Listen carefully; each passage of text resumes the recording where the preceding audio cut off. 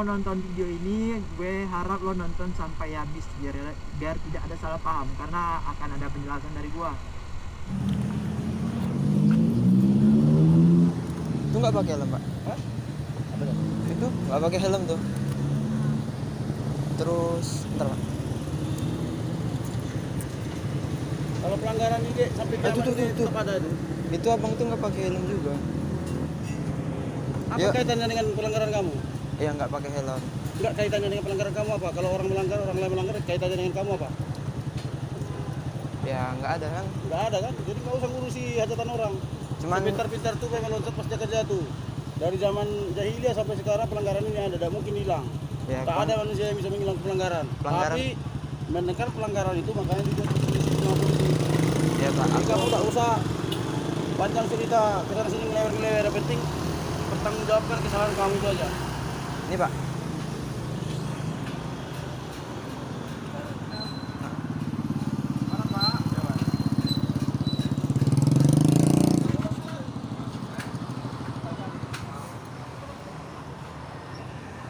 Oke, hey yo, welcome back to my channel Iki Motovlog. Jadi kali ini gue bakalan ngebahas tentang video ya yang tadi lah.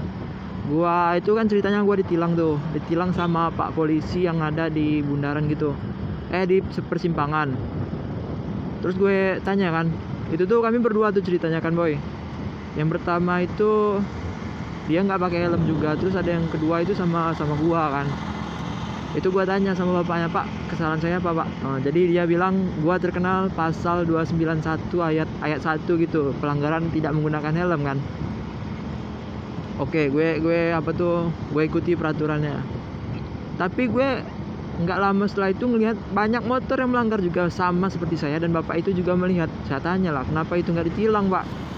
Akhirnya kan gua ambil kamera, gua rekam, kamera HP lah boy. Gua rekam kejadiannya. Gue tanya ke bapaknya, Pak, kenapa gitu Pak? Kok itu nggak ditilang gitu, nggak di stop? Terus bapaknya bilang, kamu cari keadilan untuk diri kamu sendiri. Loh, keadilan untuk diri aku sendiri, aku bilang gitu kan. Ya nggak tahu lah, aku bilang gitu kan, Pak. Lah saya cuma cari keadilan, Pak. Dia bilang, kok gua masih bingung tuh kok untuk diri gua sendiri gitu. Terus gue tanya lagi, loh itu Pak nggak pakai helm itu Pak, di persimpangan itu bonceng 3, 2 orang nggak pakai helm kan bahaya gitu. Tapi ya anak-anak boy, ada anaknya gitu. Itu kok nggak ditilang Pak? Diem aja bapaknya. Bukan diem sih, dia jelasin ke gua. Dia bilang bla bla bla panjang lebar ya, seperti yang ada di video sebelumnya. Terus kan gua disuruh ngambil itu tuh SIM sama STNK kan, karena ketinggalan, karena rumah gua dekat. Jadi gua pergi pulang ngambil itu SIM. Terus waktu di kantor di posnya itu bapaknya bilang, dia jelasin ke gua, jadi kamu cari keadilan dia, bukan gitu katanya. Jadi itu tuh kami memang menangkap para pelanggar untuk pelanggar yang melanggar peraturan seperti ya gitu kan, nggak pakai helm dan lain-lain. Itu tuh memberikan efek jerah. Tadi kamu cari keadilan itu memang untuk diri kamu sendiri. Oh saya ngerti Pak. Untuk diri saya sendiri itu maksudnya gimana ya boy? Bapaknya bilang gitu kan, kalau untuk pelanggaran itu di dunia ini mana pelanggaran apa, seperti apa sih yang nggak bisa langgar? Pasti banyak pelanggaran, apalagi tidak menggunakan helm, kata bapaknya kan. Terus dia jelasin panjang lebar. Oh akhirnya gua ngerti. Jadi maksudnya gitu kan, memberikan efek jerah kepada para pelanggar agar tidak mengulangi lagi.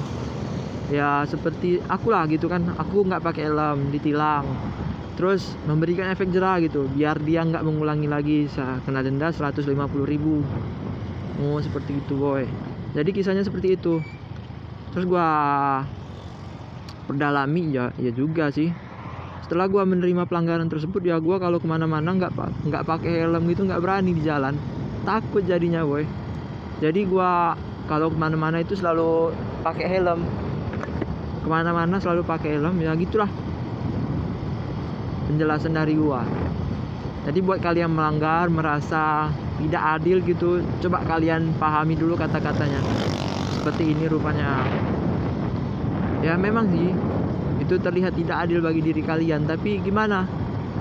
Pelanggar itu banyak, nggak mungkin bapak polisi itu nangkapin satu-satu gitu kan. Ada yang lewat nggak pakai helm, terus ada lagi yang lewat. Jadi dia tangkap salah satu, itu juga memberikan peringatan kepada kita dan juga pelanggar yang lain gitu. Karena efeknya juga berbahaya buat kita. Jangan ngambil negatif thinkingnya dulu lah, Pak polisi cari duit atau gimana. Enggak boy, coba lu pahami aja dulu. Itu tuh memberi efek jerah. Coba lo kena tilang, terus pasti lo next kalau lewat depan polisi pasti takut kan. Lo bakalan bawa surat-surat lengkap kalau pergi-pergi gimana kemana aja gitu kan. Positif lo takut positif. Sama kayak gua lah, ibaratnya gitu. Ini ada apa nih, rame-rame gini. Gua kira orang balap, nggak taunya mau bertarung boy. Ya begitulah pokoknya boy. Lo harus pahami juga. Ini di daerah Jambi, di sekitaran bandara di sini. Kalau sebelum corona ya, sebelum corona itu rame tempat anak-anak balap. Itu yang lagi viral tuh di IG gitu kan. Ada cewek bawa motor sliding pula, ini nih tempat slidingnya di sini. Ya begitulah. Anak-anak Jambi juga sering balap-balap sini. Liaran Jambi boy. Ini loh tempat favorit salah satu, tapi gua nggak tahu track lainnya di mana kalau malam-malam gitu kan. Kalau nggak salah sih satu lagi itu malam di kantor gubernur, tapi nggak tahu, serem coy. Di kantor gubernur. Gua kalau mau ke situ jauh dari tempat gua itu sekitar setengah jam. Jadi gua males.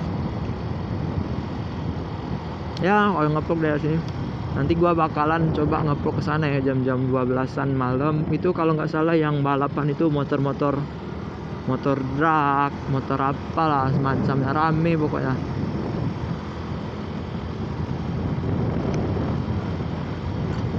Oke, mungkin itu sekilas video dari gua, penjelasan dari gua. Jadi pesan dari gua ya, kalau kalian mencari keadilan itu memang boleh, tapi cobalah kalian pahami dulu sebelum kalian terkena pelanggaran tersebut dan mencari keadilan. Coba kalian pahami dulu apa-apa yang dibilangin sama orang itu. Setelah itu barulah kalian bakal mengerti. Jangan asal main hakim sendiri. Bukan main hakim sendiri sih. Jangan asal main mencari keadilan gitu. Gila kau boy. Ya jangan asal kau. Jangan asal gua makan permen karet buang-buang. Jangan asal merasa benar sendiri. Ya, gua ulangi. Ini pesan dari gua ya, boy. Kalau lo terkena pelanggaran atau tilang dan lo melihat pelanggar lainnya, itu tuh lo jangan asal ibaratnya tuh pelanggar lain yang nggak ditilang juga gitu kan. Nah itu tuh lo jangan asal tuduh, Pak itu kenapa nggak ditilang. Itu tuh ada makna tertentunya boy. Jadi bapak polisi itu tidak mungkin menilang semuanya. Jika dia rame mungkin dia bakal menilang semuanya. Tapi kan ini yang di pos-pos gitu kan, itu tuh juga memberikan efek kepada kita, efek jerah atau peringatan gitu, agar tidak mengulangi pelanggaran tersebut. Jadi lu semua kalau ditilang ya udah turutin aja apa kata pak polisi, jangan cari keadilan gitu. Lu pahami dulu kata-katanya, kecuali kalau yang minta uang di tengah jalan gitu kan, misalnya lu kena tilang gitu, minta uangnya langsung di situ, nah itu boleh lu cari keadilan tuh. Soalnya kalau di mana-mana yang kena tilang itu bayarnya langsung ke Polres, ke kantornya aja, lu minta surat tilang terus lu bayar di situ, atau lu ikut sidang gitu kan. Jangan lu bayar di tempat, namanya nggak tahu gua. Ibaratnya lo pahami lah gitu.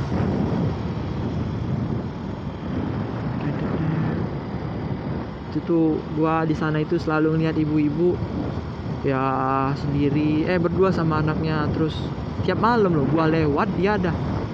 Ya bagi masyarakat daerah Jambi ya yang mau ngasih sumbangan atau apalah gitu, lo bisa hubungi nomor gua atau kalau gua, soalnya gua ada rencana mau ngasih makanan ke ibu-ibu gitu kan sama anaknya, kasihan lah pasti belum makan semalaman kan.